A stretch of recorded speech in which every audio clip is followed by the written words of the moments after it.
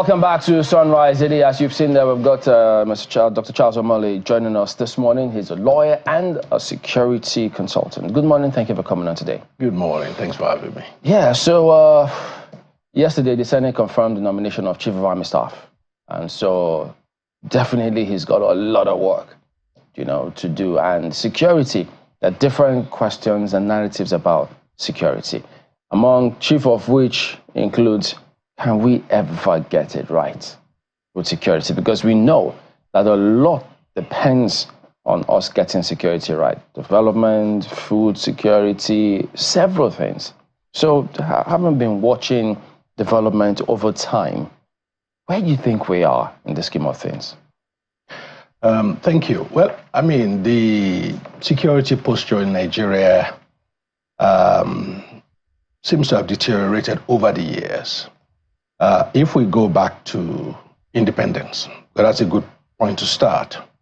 At independence, the smallest security outfit we have in Nigeria was actually the military. We are very tiny. The biggest then was the police. That was why when, after the 1966 coup, in fact, the army had to cut the police because the police were present in every local government area. They had the communications link. The military didn't have anything at that time. So much so that they even included some police officers as administrators under the military regime as a way of keeping the police happy. But of course, that led us to the Civil War. After the Civil War, the military was now a lot bigger than it was. They were better equipped. They now have equipment. As a result, they took the ascendancy. So, of course, the military coups successively that happened meant that the military did everything they could to strengthen their position, but more importantly, disempower the police. Because the police was the only other outfit that legally could legitimately carry arms. So, if anybody could fall in a coup, it was the police. So the more ineffective the police was or is, the less likely they'll be in a position to stop any future military action. So that continued for a long time. And then, so we had the situation, and then the crux now started around 1975, after 75, 76, after the Murtala Mohammed coup. After that, the military conveniently blamed everything on the police. That why didn't you gather intelligence or let us know that a coup was going to take place, even though there was a military intelligence that was let go. So as a result of that, what the military now did to further disempower the police was took what I call the brain box of the police, which was called the special branch. That's their intelligence unit. Carved it completely out of the police. And now they formed what they call the NSO, National Nigerian Security Organization there, which is today's SSS. So once that was taken out of the police, that began the process of what I call cannibalization of the police. Now, a lot of things that the police were doing in 1975, now 6, 7, 9 different agencies are doing those same duties now. So the disaggregation of the policing function into different units has not helped. So if you're looking at it holistically as to where are we as a country, one sentence I think will capture it, and that is, we have become a reactive security organization or country rather than a proactive security posture, which we are supposed to have. Now, and the reactiveness means crime happens, then we chase the criminal. Bandits, they will have wreaked havoc, then we'll start looking for them. What stops us stopping them before they even act? That is, so the number one thing in terms of looking at a solution at the moment is that we need to move away from a national reactive security posture to a proactive security posture.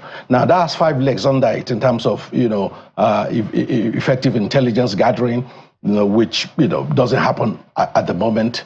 And even where there are good intelligence is in silos and they don't communicate effectively.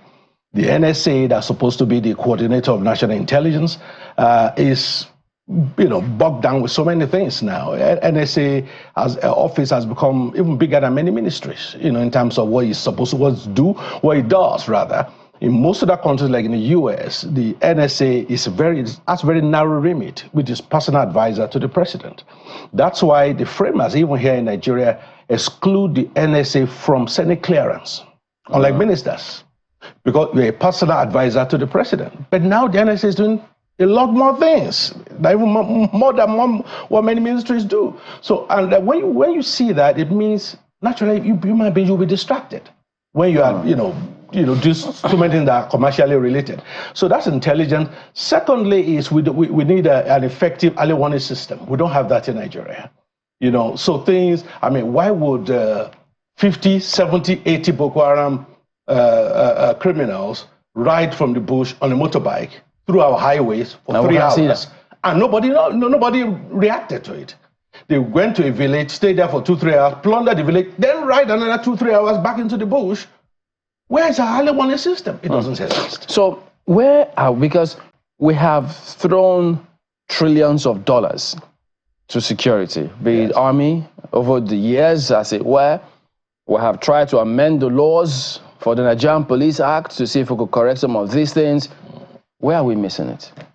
Well, the issue is not, I mean, in terms of money, the challenge, if I'm to speak frankly, you saw the trend in Africa, in West Africa, right, over the last few years of coups.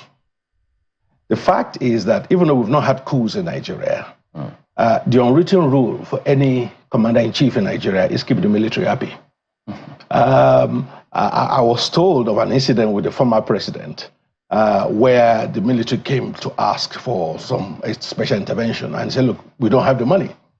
And I was told the army chief looked at the head of state and looked and said, Mr. President, we need to keep the boys happy. And I think the president got the message. They found the money very quickly. That's subtle. So the point I'm making is the fact that, police, we ask for something, there'll be debate, they will cut it. Military, we ask, bam, you get it. So there's so many things, therefore, military has been getting. The reason why that doesn't seem to be effective, a couple of things. Number one, corruption in the military is massive. Wow. For example, if you're a soldier in the front, you are supposed to get some certain special allowance. But the truth is that if you look at the amount released for each soldier and look at the amount the soldier actually gets, there's a massive difference. So where does it disappear? It disappears somewhere in between. You're talking of oil theft, you're talking of all kinds of things. That can't happen without the collusion of the military. So that, when I mean military, I don't mean the entirety of the military. I'm talking of the starting, some of those some elements there. There are elements there, yes. And that is a problem, which the only way I feel that can happen is, I remember in 2021 when the House of Reps did the National Security Summit, there are certain recommendations that were, put there. One of the key recommendations relating to this is that the president should instruct this commencement of what I call integrity test among the military. That's a way of weeding out both corrupt people and the moles. And setting up integrity test is a well tested road. What that simply means, one way of doing it, for example, is you have special unit who pose as enemies of the state and tap different military people for different offers. Okay, I will go say I want to do oil bunkering. I will offer you so and so. Meanwhile, I'm actually an intelligence officer. Through where you look for those who are susceptible to being tempted in that regard, and you prosecute them. By the time that happens a few times, next time somebody comes to you for any criminal intent, you wouldn't know whether they're a real criminal or they're intelligence officers. So that deter a lot of, there's things we can do to weed these things out. But again, we are reactive. We are not proactive. And then the police, which is important, the police are actually doing their best. If, Nigerians, if they understand how, for example, we're talking in Nigeria about police reform, for example. In Nigeria, that's a misnomer. I've come to conclude that, because if you do police reform, are you going to do civil defense reform? Are you going to do, because there are so many, are you going to do road safety reform? Are you going to do NDLEA reform? Or VIO reform? Or VIO reform. So the point I'm making is, what we need in Nigeria is internal security reform is what we need. Not just police reform.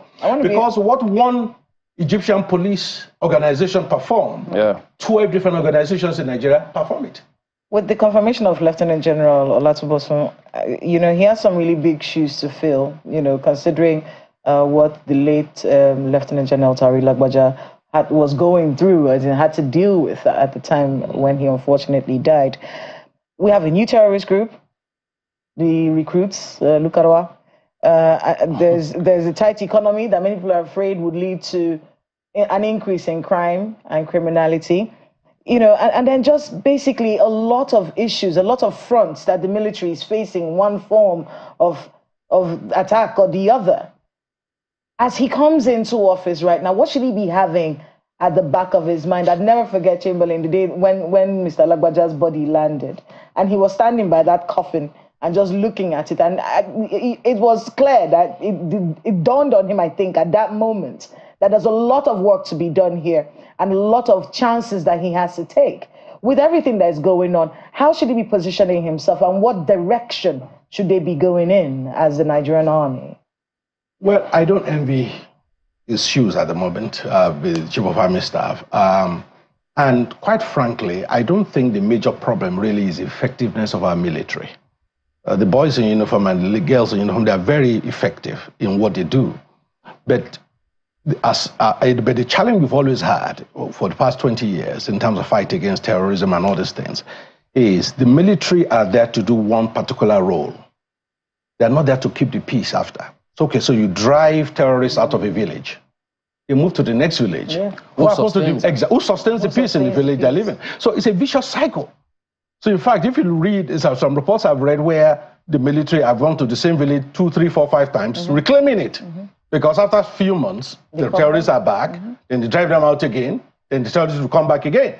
So I don't see that changing unless we empower our police. They're the ones that's supposed to keep the peace. What about this school of thought that empowering the police, yes, but and then that they even ought to empower them to the extent that they will be the one leading the charge, restoring internal security, and that the police, I mean the army, it's tantamount to weakening the army by allowing them perform some of these internal security roles, because their training is external aggression. And so we need to draw the line, and by so doing, we'll get it, at least take it a notch higher in ensuring that we get a lot more right there. No, you're absolutely right. I think the police needs to be empowered in terms of resources. Right now, they don't have enough of the resources. In terms of manpower, right now, they don't have enough of the manpower. The military under the previous administration were practically getting everything they asked for.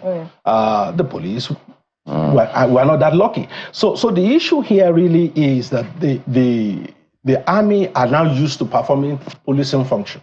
They are overstretched. I remember when Lieutenant General Atahiru was being confirmed, I was advising the House of Representatives at that time on security matters. When we went to the closed door session, asking about, trying to confirm all the service chiefs at that time. One of the key things you will discover is the lack of the competition even within the military.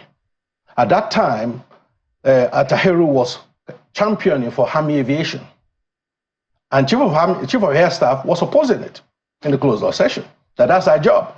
But the problem is the fact that, of course, they now have the Army aviation that they asked for. But the challenge at that time was that if they need air cover, the bureaucracy within the Air Force, before the air cover arrives, the terrorists were gone. So the Army said, look, we need our own Army aviation. So there was this competition among them. And one of the things he complained about at that time, I remember, was, look, we're overstretched. I mean, then was operating in 28 states. Now they're even operating more states than that. So really, the military are encroaching into policing function. And the police do not have the resources to do the job they're supposed to do. They're supposed to be given more resources. What do you make of this call for state police? Will it help in any way? Where does that leave us? Call for state police, that, I remember, best way to put it, I remember speaking to a deputy governor some months back. And by the time I broke down this state police thing to him, he said, I don't think we want it though. He said he doesn't want it? They don't want it, because I said, listen, Number one, I started by saying policing in Nigeria was not always centralized, right? When Ironsi became the president, the head of state in 1966, he made 3 layers of policing: the Nigerian police force, the regional police, and the what they call local native police. So there were 3 layers of policing. And then there were all manner of complaints about especially the local police, how the chiefs, the emirs use them for all the things, you know, attack opponents and everything. So Ironsi set up an expert panel, and he was advised that the only solution they see is to centralize the police. So we centralized the police finally in 1968. But when the police was centralized, what happened was the prison was also centralized because the prisons were local at that time as well. So the issue here is that if you have state police, because most of our crimes in Nigeria are state crimes. In fact, more than 90% are state crimes. So if you have state police, by nature, you must have state prison. Because you can't have state police, prosecute somebody on state crime, and send them to federal prison. So, and I began to break it down to the governor, the costs. It's not just about the police. It's about now have to build new prison infrastructure, you know, and then you have to build new courts. You know, all the costs is not just about police alone. But at the end of the day, I feel we are having a synthetic argument, whether it's state police or not state police, is the inability of the police so far to, I think, to deliver on community policing. That's what's causing this problem. I mean, because at the end of the day, whether you call them state police, community police, if I'm safe in my community, I don't care who does the job. When you talk to the military about, and not just the military, even members of the police force, when you talk to them about, you know, fighting insecurity in their states, and of course, you know, making sure that these local crimes do not spread and become worse, which is what we've seen right now. One of the things they always tell you is that, look, we do kinetic. The non-kinetic side of this argument is not being adhered to. And these days, they're not even shy about saying it. They're very open when they say, look, we do our part. We may have some issues. We may be reactionary in the way we handle these things. But the truth is, if the non-kinetic bit of this discussion is handled, we wouldn't be doing as much work. And these policing functions that we're doing shouldn't even be something that we're doing at all. That non-kinetic bit of it, is there any way we can get this done? Because it's almost as though it depends on the whims and caprices of the person who's in power. Yeah, actually, what you've touched on is what I called what I called for a few weeks back, when I said the president needs to put together a system of security impact assessments of all government policies and major projects. The president can do that within a week. No project or policy will be approved by FEC without security impact assessment. What do I mean by that? It talks about what you just said. There's no point in kinetics solving the problem, and government policies are throwing more people into criminality unwittingly. So let me take a very simple example.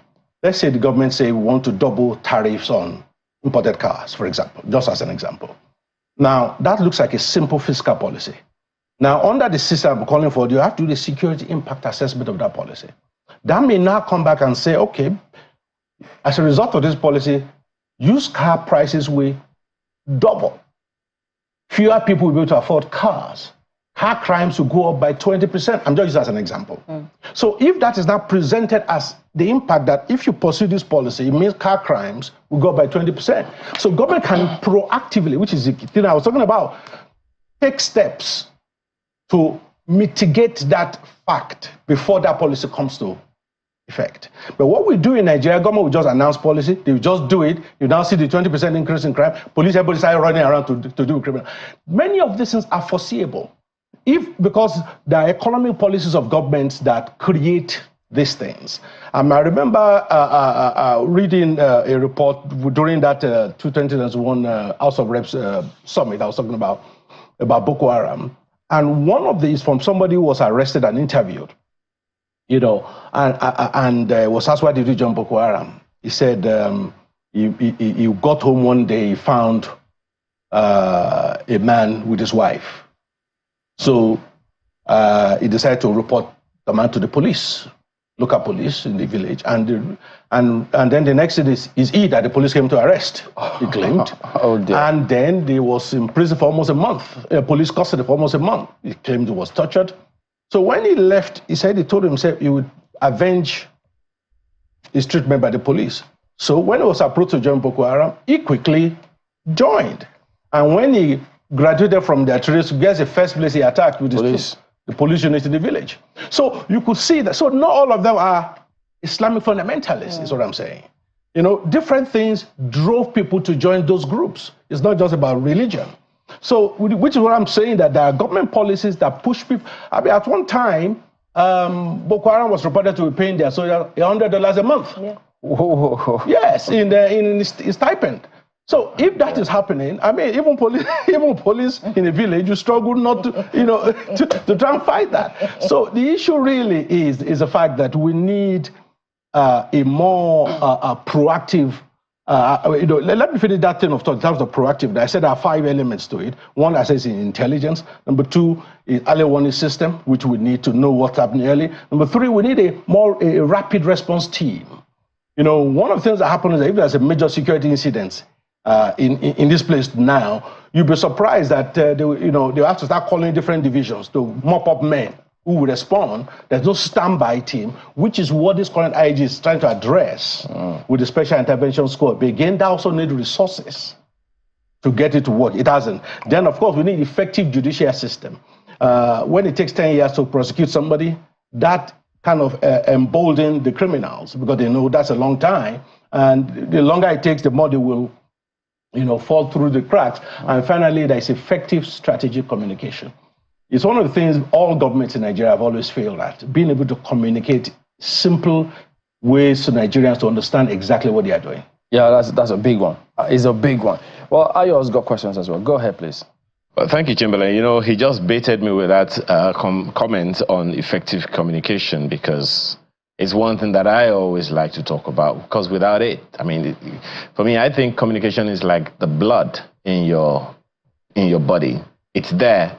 You don't know it's there until you see it. When you see it, you know there's a problem, but it's there. That's the way communication is. Anyway, we'll come back to that one. Well, you know, Dr. Yore, one of the things that you said earlier about internal security reforms hit me hard. And I'd like to begin from there, if you don't mind. So when you talk about internal security reforms, exactly what is going to be different? Because the challenge we've had over time, we have reported on this platform over time, is lack of or inadequate collaboration. It is known that the police is the lead agency for internal security, but we also know that the military is quite strong in that area as well. You also talked about the military performing policing functions. So who should be the leading agency or the lead agency when we have to talk about internal security? Are these part of the reforms you're talking about? Yes, thank you. It is true that when I say internal security reforms, what I mean by that is, I think it is settled fact in Nigeria that we are going to have the splinters of different security organizations. Trying to say you want to merge them together, for example, might be a political fight that no president wants to fight at this stage. But what you do is you look at a country like United States. United States has at last release a couple of months ago, have close to 19,000 police departments in the U.S. In the U.S., the police, I mean, the campus can have their police, estate have their police, everybody have the policing function. But what 9/11 taught them was that they found out that the names of all the terrorists, who did the 9/11, were in different databases of different security agencies in the U.S. But they were in those silos, so they were not talking to each other. So one of the Homeland Security reform that was brought into bear at that time was that they now created this layer called Department of Homeland Security. Now, two things happened instantly. Number one, all the police departments in the country were mandated to keep their data in a particular format. That's number one. Number two, the Homeland Security now created a super database that harvests data from all the thousands of police departments on a daily basis. So if you commit a crime in Texas, in 48 hours, they will know in New York that you committed a crime. So that layer is what we don't have in Nigeria.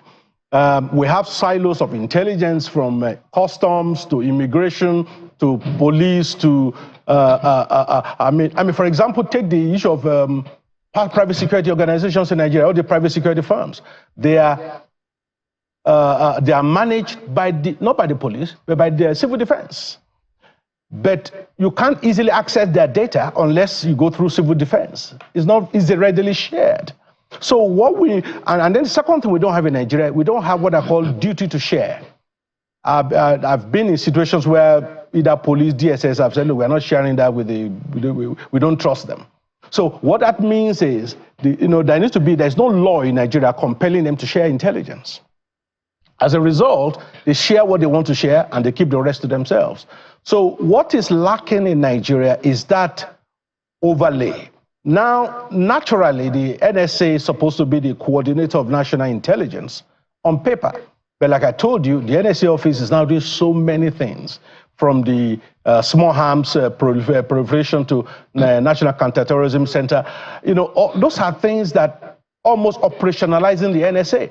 The last NSA, thank God, the Buhari did not agree. The last NSA, Mungono, actually proposed to the government at that time that that he wants to have a interagency strike force that he will be controlling. And I saw that, what's going on here? Another strike force? Just like the DSS that are supposed to be purely intelligence, they are now operationalized. They now have their own. So it's a cacophony of confusion we have in our security space. So what needs to be done is for an authority to be brought over all of them, who is able to access all their records and databases. Then be able to make informed decisions on behalf of the country. Well, Dr. Imore, I'm not sure you quite answered my question, because what role then should the police be playing if the police also has to have another layer of authority over it? We know the president is the commander-in-chief of the armed forces, and whether we like it or not, the police is armed. So who are we then whittling? Then are we giving up on the police? Are we saying that the police is incapable of performing these functions? You talked about us needing to strengthen the police force.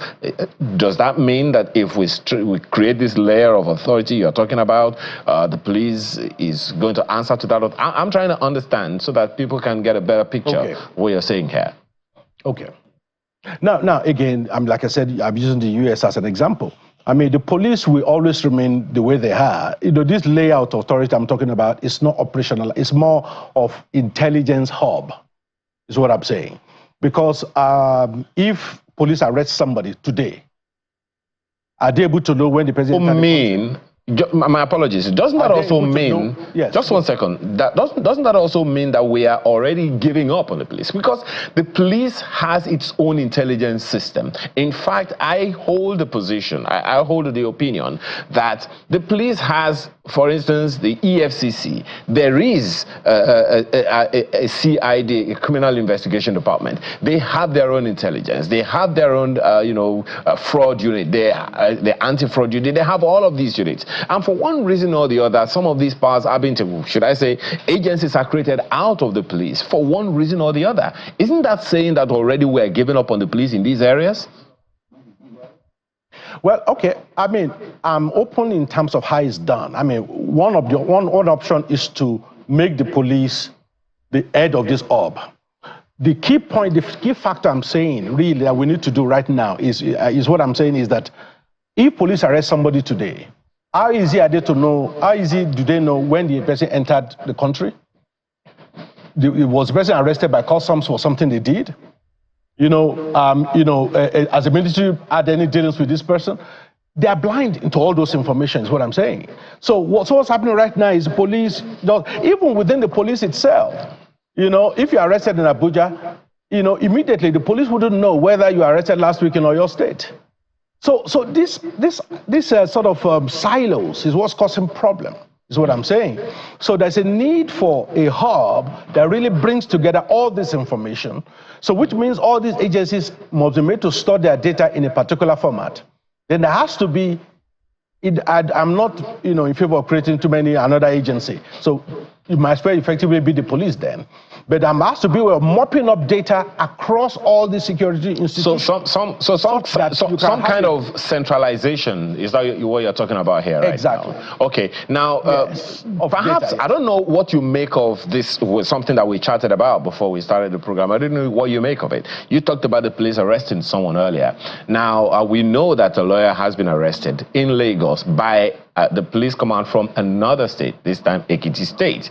Now, the question, we understand that there is a there is a law that decriminalizes an activity under which this fellow was arrested. But there is also the context of the fact that that defamation has gone online. What do you make of that conundrum? So on the one hand, it was a libel that was performed. That's one thing. But that libel goes online, it becomes cyberbullying, or doesn't it? Help us understand that, so that maybe this will help people to watch their rhetorics when they're speaking. Well, I mean, clearly in law, you look for the easiest way to get your own way. I mean, for example, a very good example is a chieftaincy matter, for example.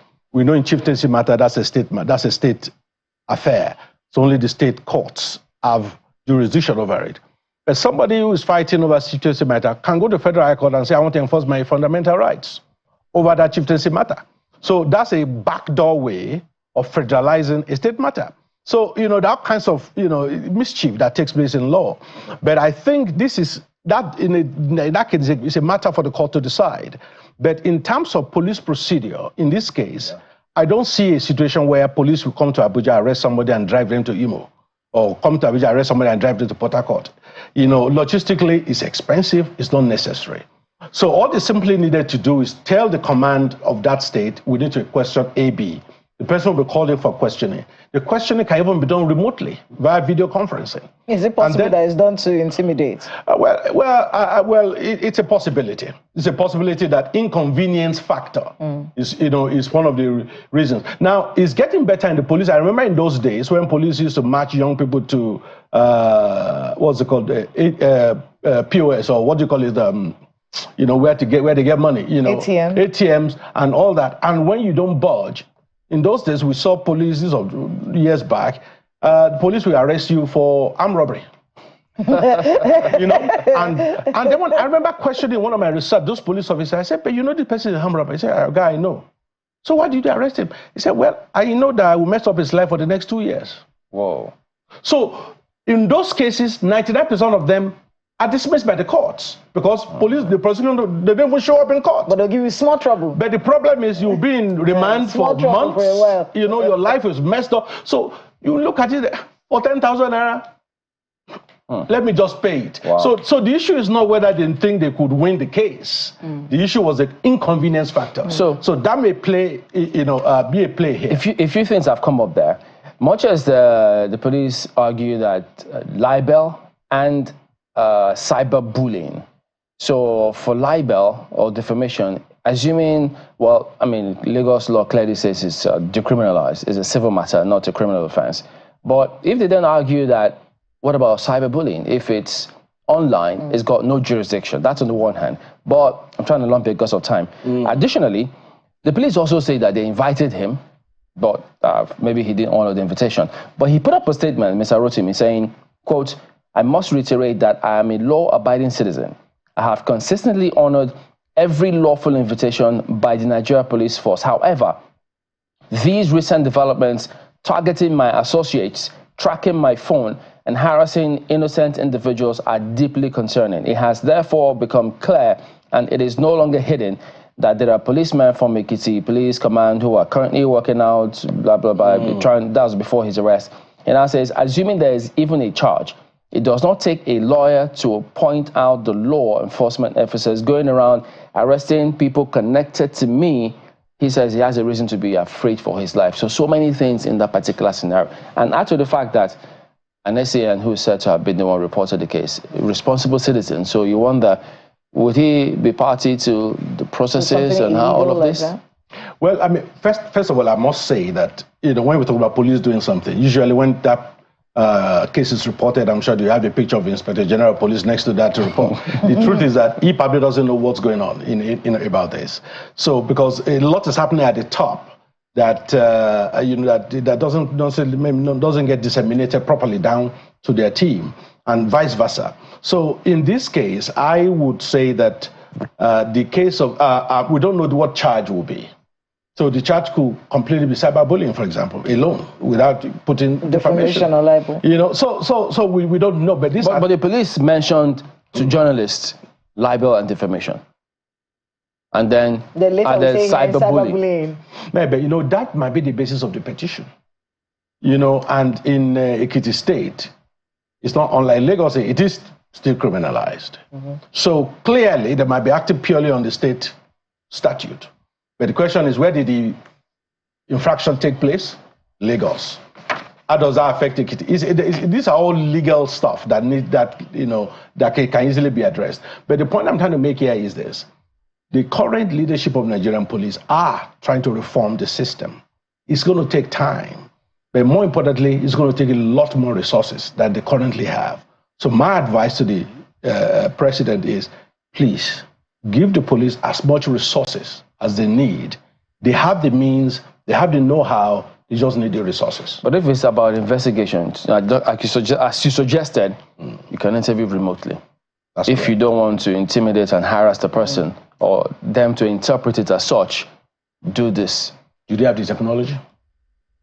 We can give them Zoom. It's part of what I'm trying to say here, there are resources. Because to do that means not just the other hand, both ends must have the technology to communicate with each other. We have citizens that can donate Zoom. Please, let's start adopting police. Adopt the police. Let's adopt them and begin to give them resources they need. But they need our support. It was a pleasure to have you on, Dr. Charles Omole, security expert and the lawyer. So that's why we had to bring that part in.